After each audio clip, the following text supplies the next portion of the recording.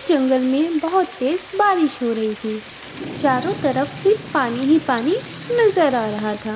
मम्मा मम्मा, ये बारिश कितनी अच्छी होती है ना। मुझे बारिश देखना बहुत अच्छा लगता है। हाँ बेटा, ये बारिश बहुत अच्छी होती है, लेकिन जिन पक्षियों के घर पक्के हैं ये उनके लिए अच्छी होती है। जिन पक्षियों के घर कच्चे होते हैं वो बारिश में बह जाते हैं और उन्हें दोबारा अपने घोंसले बनाने पड़ते हैं, तो उनके लिए बिल्कुल अच्छी नहीं होती है। मम्मा मम्मा, पर हमारा घर तो पक्का है ना। हाँ बेटा, हमारा घर पक्का है, पर जो दूसरे पक्षी हैं क्या उन सभी का घर पक्का है? नहीं ना। वे दोनों बातें कर ही रही होती हैं, तभी उनके घोंसले में भी पानी भर आता है। मम्मा मम्मा, देखिए ना, यहाँ पर कितना पानी आ रहा है। हाँ बेटा, चलो यहाँ से बाहर चलो। चीची चिड़िया अपने घोंसले में बैठी होती है। तभी उसके पास टोनी नाम की एक और चिड़िया आती है। अरे चीची चिड़िया, तुम्हें पता ही ना कितनी तेज बारिश हो रही है। चलो यहाँ से, हम सारे पक्षी एक सुरक्षित जगह पर जा रहे हैं, तब तक बारिश नहीं रुकती है, वरना हमारा घर भी टूट जाएगा और हम सब मारे जाएंगे। तुम सही कह रही हो बहन, पर मैं अपने अंडे को छोड़कर नहीं जा सकती।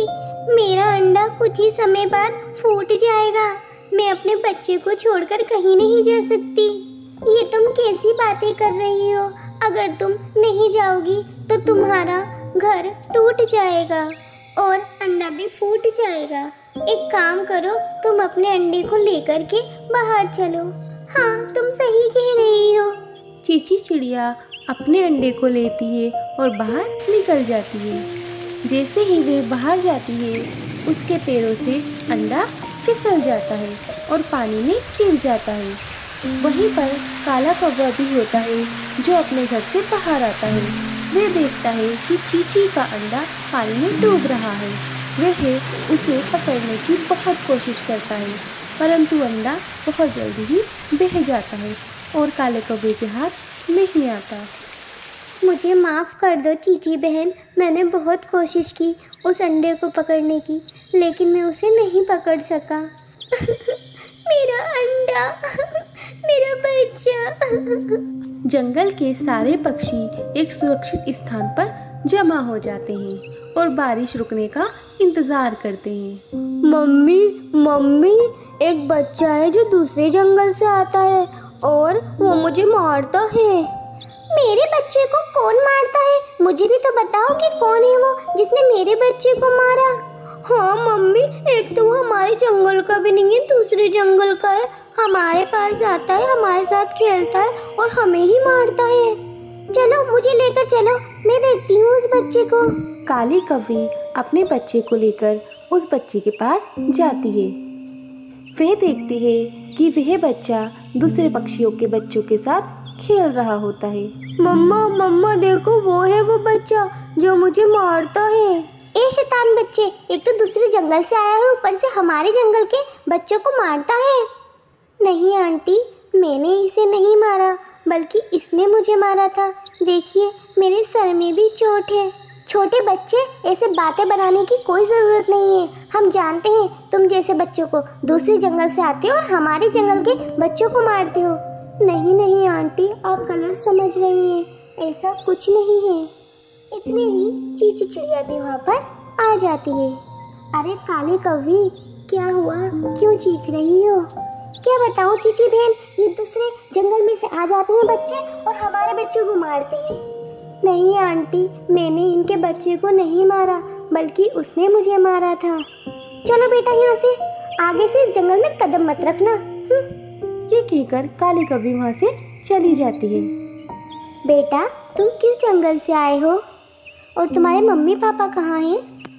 आंटी, जब मैं बहुत छोटा था तभी मेरे मम्मी पापा नहीं थे। मुझे तो सिर्फ मेरी दादी ने पाला था। वे दोनों बातें कर ही रहे होते हैं, तभी काला कौवा भी वहाँ पर आ जाता है। वह कभी चीची चिड़िया को देखता है तो कभी उस बच्चे को। अरे कालू भैया, आप ऐसे हमें क्या देख रहे हैं? कुछ नहीं, बस ऐसे ही। ये बच्चा कौन है चीची बहन? ये बच्चा ये बोल रहा है कि दूसरे जंगल से आया है। वह लोग बातें कर ही रहे होते हैं, तभी पेड़ की एक डाल टूटकर उस बच्चे पर गिरने वाली होती है। चींची चिड़िया उस बच्चे को वहाँ से हटा देती है और वे डाल उस पर गिर जाती है। अरे इतनी मोटी डाल चींची पर गिर गई। बहन बहन तुम इंतजार करो, मैं किसी को देख कर लाता हूँ तुम्हारी मदद करने के लिए। ये कहकर काला कौवा वहाँ से चला जाता है। तभी वहाँ पर उस बच्चे की दादी आ जाती है। अरे टीलू, तुम यहाँ पर हो बेटा, मैं तुम्हें कब से ढूंढ रही हूँ। अरे दादी वो सब छोड़िए, इन आंटी जी के ऊपर से ये पेड़ का गुद्दा हटाइए। अरे ये उनके ऊपर कैसे गिर गया? अरे वो सब बाद में पूछना दादी जी, पहले ये पेड़ का गुद्दा तो हटाइए। दादी वह पेड़ का गुद्दा हटा देती है। क्या हुआ, तुम्हारे ऊपर ये पेड़ की शाखा कैसे गिर गई? दादी मैं यहाँ पर खड़ा था, वो पेड़ की शाखा मुझ पर गिरने वाली थी, लेकिन मेरी जगह आंटी आ गई और इन पर गिर गई। अरे आपका बहुत बहुत शुक्रिया, आपने मेरे टीलू को बचा लिया। इतने में काला कौवा भी वहाँ आ जाता है। अरे आंटी जी ये बताइए, ये बच्चा आपको कहाँ मिला? ये किसका बच्चा है?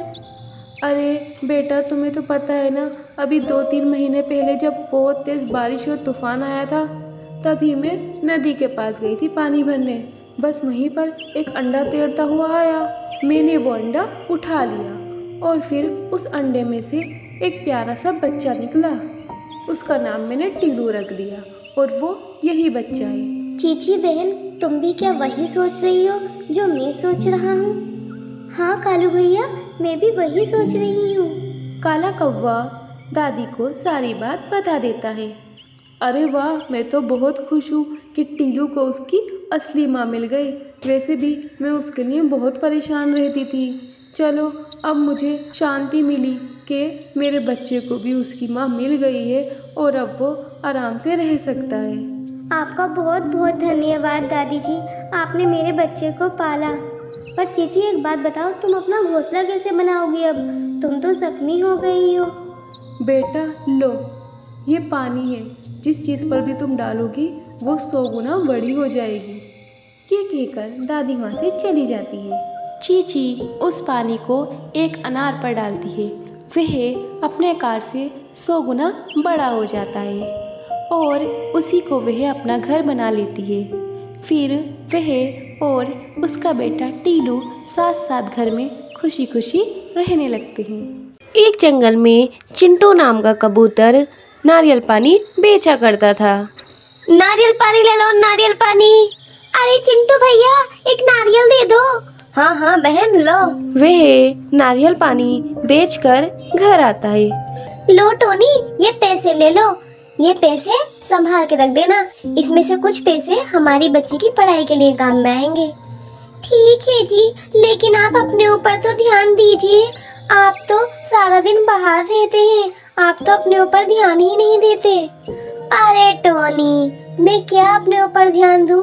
हमारी एक बच्ची है, मुझे उसके भविष्य के बारे में भी तो सोचना है।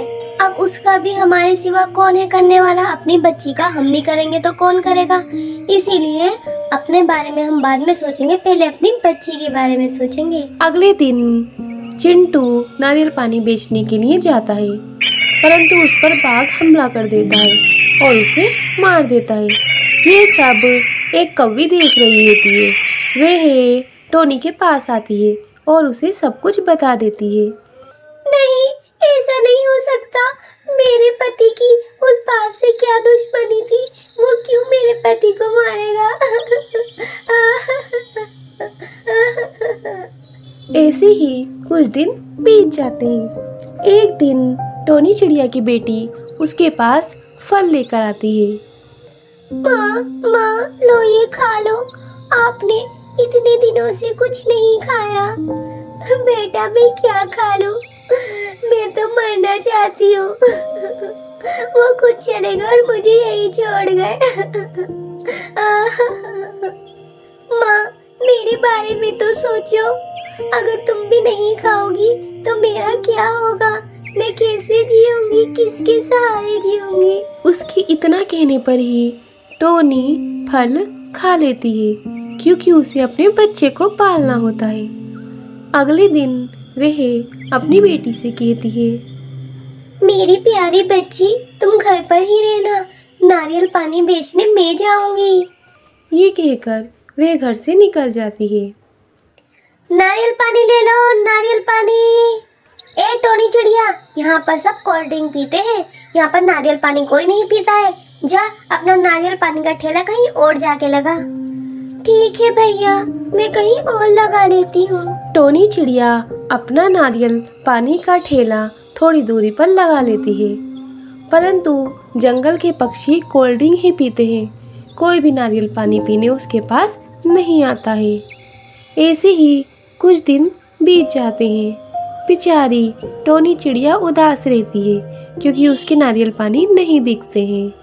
धीरे धीरे जंगल के सभी पक्षी बीमार पड़ने लगते हैं। इनकी तबीयत इसलिए खराब हुई है क्योंकि इन्होंने बहुत ज़्यादा कोल्ड ड्रिंक पी है। आपको इतना नहीं पता कि कोल्ड ड्रिंक सेहत के लिए कितनी हानिकारक होती है। अरे डॉक्टर साहब, हमें क्या पता था कि ऐसा हो जाएगा। अब मैं कोल्ड ड्रिंक इसे बिल्कुल नहीं पीने दूंगा।